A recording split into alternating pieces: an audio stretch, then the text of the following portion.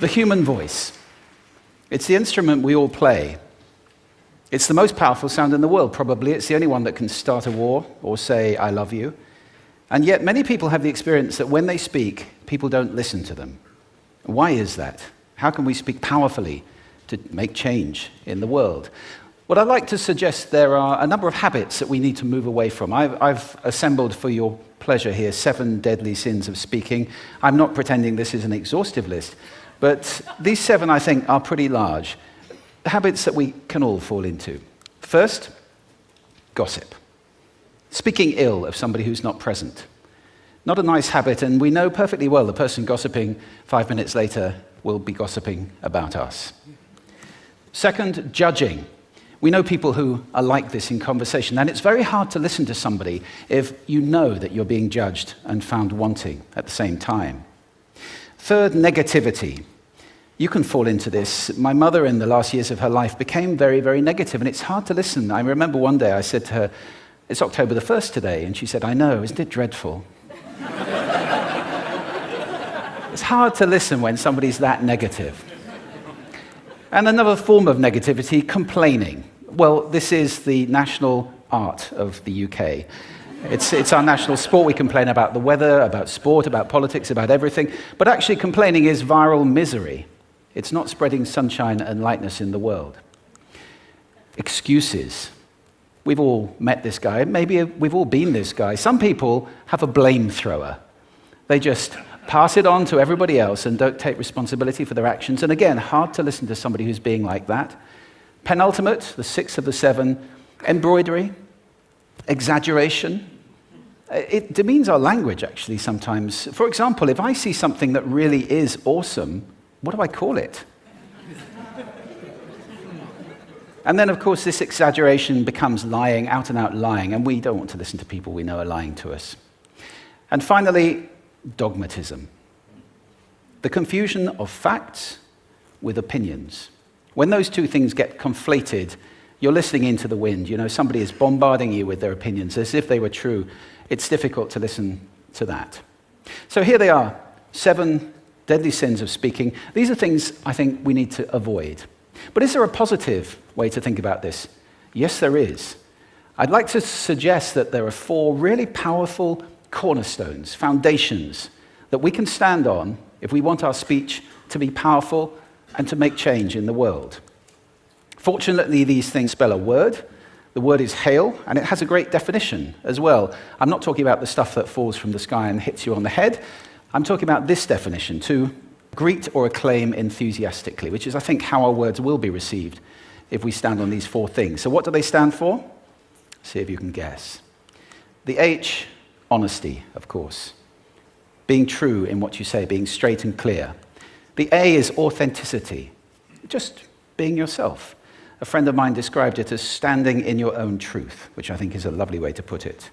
The I is integrity, being your word, actually doing what you say, and being somebody people can trust. And the L is love. I don't mean romantic love, but I do mean wishing people well. For 2 reasons. First of all, I think absolute honesty may not be what we want. I mean, my goodness, you look ugly this morning. Perhaps that's not necessary. Tempered with love, of course, honesty is a great thing.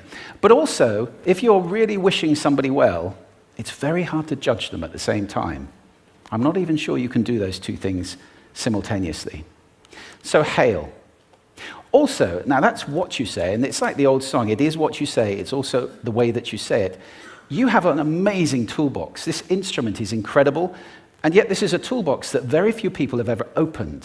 I'd like to have a little rummage in there with you now, and just pull a few tools out that you might like to take away and play with, which will increase the power of your speaking. Register, for example. Now, falsetto register may not be very useful most of the time, but there's a register in between. I'm not going to get very technical about this for any of you who are voice coaches. You can locate your voice, however. So if I talk up here in my nose, you can hear the difference. If I go down here in my throat, which is where most of us speak from most of the time, but if you want weight, you need to go down here to the chest. You hear the difference? We vote for politicians with lower voices. It's true, because we associate depth with power and with authority. That's register. And we have timbre. It's the way your voice feels. Again, the research shows that we prefer voices which are rich, smooth, warm, like hot chocolate. Well, if that's not you, that's not the end of the world, because you can train. Go get a voice coach. And there are amazing things you can do with breathing, with posture, and with exercises to improve the timbre of your voice. Then prosody. I love prosody. This is the sing-song, the meta-language that we use in order to impart meaning. It's route one for meaning in conversation. People who speak all on one note are really quite hard to listen to if they don't have any prosody at all. That's where the word monotonic comes from, or monotonous, monotone. Also, we have repetitive prosody now coming in, where every sentence ends as if it were a question, when it's actually not a question, it's a statement. And if you repeat that one over and over, it's actually restricting your ability to communicate through prosody, which I think is a shame. So let's try and break that habit. Pace. I can get very, very excited by saying something really, really quickly, or I can slow right down to emphasize. And at the end of that, of course, is our old friend, silence. There's nothing wrong with a bit of silence in a talk, is there? We don't have to fill it with ums and ahs. It can be very powerful.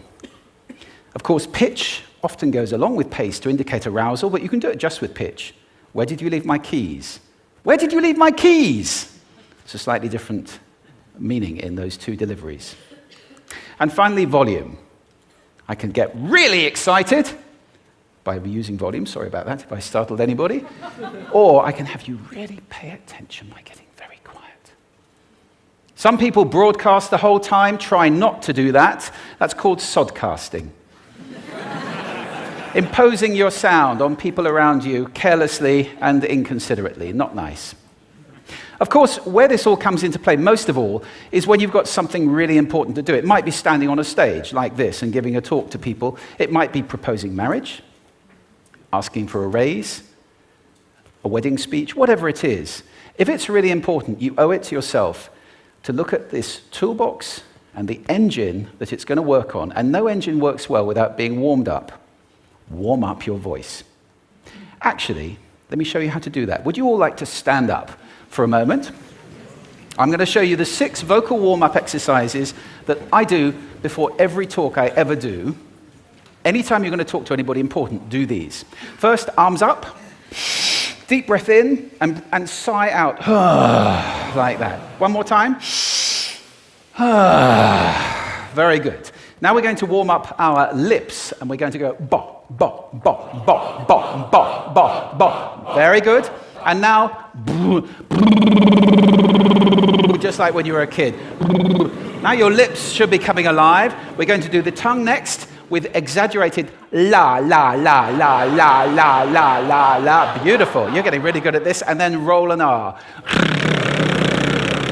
That's like champagne for the tongue.